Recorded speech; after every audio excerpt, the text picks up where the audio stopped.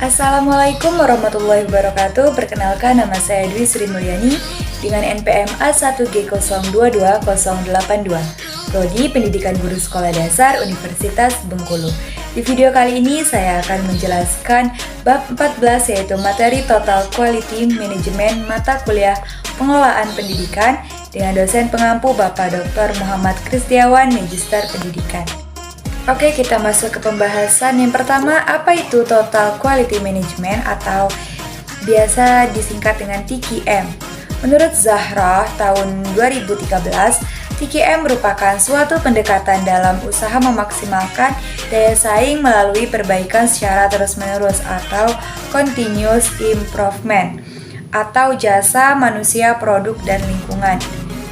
Selanjutnya, menurut Morgan dan Murgatroyd, tahun 1993, suksesnya implementasi Total Quality Management di lembaga pendidikan didasarkan pada 5 kunci, yaitu yang pertama visi, yang kedua tujuan atau strategi, yang ketiga tim, yang keempat alat, dan yang kelima tree of management yang meliputi budaya, komitmen, dan komunikasi.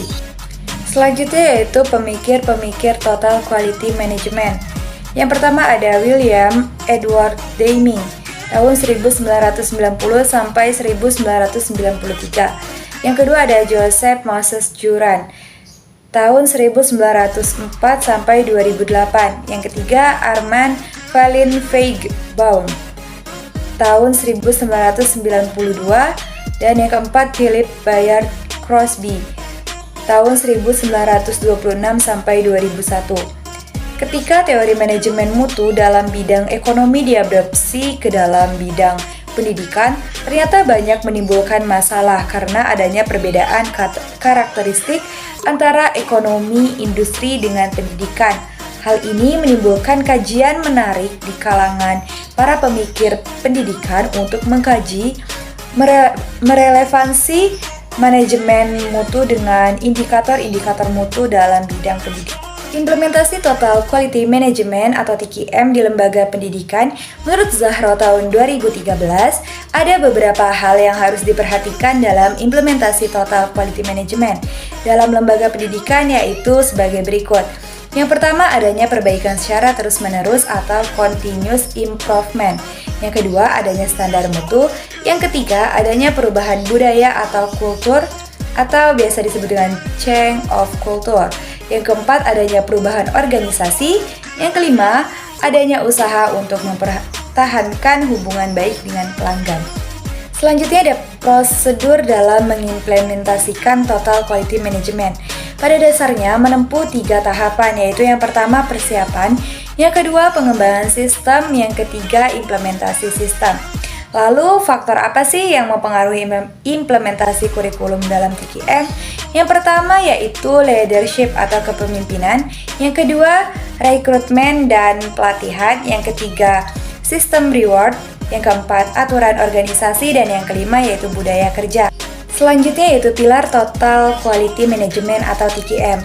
Crunch dan Creutzfeldt 1962 mengemukakan bahwa terdapat 5 pilar penting dalam keberhasilan TQM, yaitu yang pertama organisasi, yang kedua kepemimpinan, yang ketiga komitmen, yang keempat proses, dan yang kelima produk. Hambatan implementasi Total Quality Management di lembaga pendidikan. Apa sih hambatan-hambatannya? Setidaknya terdapat 2 faktor yang dapat menjelaskan mengapa upaya perbaikan mutu pendidikan selama ini kurang atau tidak berhasil. Menurut Zahra tahun 2013 antara lain sebagai berikut. Yang pertama, strategi pembangunan lebih bersifat input oriented. Strategi yang demikian lebih bersandar pada asumsi bahwa bila mana semua input pendidikan telah dipenuhi, maka secara otomatis lembaga pendidikan dapat menghasilkan output atau keluaran yang bermutu sebagaimana yang diharapkan. Yang kedua, yaitu pengelolaan pendidikan selama ini masih bersifat makro-oriented, diatur oleh jajaran birokrasi di tingkat pusat. Akibatnya, banyak faktor yang diproyeksikan di tingkat makro atau pusat tidak terjadi atau tidak berjalan sebagaimana mestinya di tingkat mikro atau lembaga pendidikan. Berikutnya yaitu filosofi baru. Dasar dari filosofi mutu produk mempunyai beberapa prinsip sebagai berikut. Yang pertama, tidak ada pendekatan tunggal untuk memecahkan masalah mutu produk dalam organisasi. Dan yang kedua, produk bermutu prima hanya dihasilkan oleh organisasi yang mempunyai struktur organisasi yang baik, proses produksi yang andal, dan manajemen pembelian bahan baku yang juga sangat baik. Penerapan Total Quality Management dipermudah oleh beberapa piranti yang sering disebut alat TQM. Alat-alat ini membantu kita menganalisis dan mengerti masalah-masalah serta membantu membuat perencanaan. 8 alat TQM yang diuraikan adalah sebagai berikut. Yang pertama, curah pendapat atau sumbang saran brainstorming. Yang kedua, diagram alur atau bagan arus proses. Yang ketiga, analisis SWOT. Strength atau kekuatan, weakness, kelemahan, opportunities, peluang, dan threats, ancaman. Yang keempat ada ranking preferensi. Yang kelima, analisis tulang ikan atau juga dikenal sebagai diagram sebab akibat. Yang keenam, penilaian kritis. Yang ketujuh, benchmarking. Yang kedelapan, diagram analisis medan daya atau bidang kekuatan.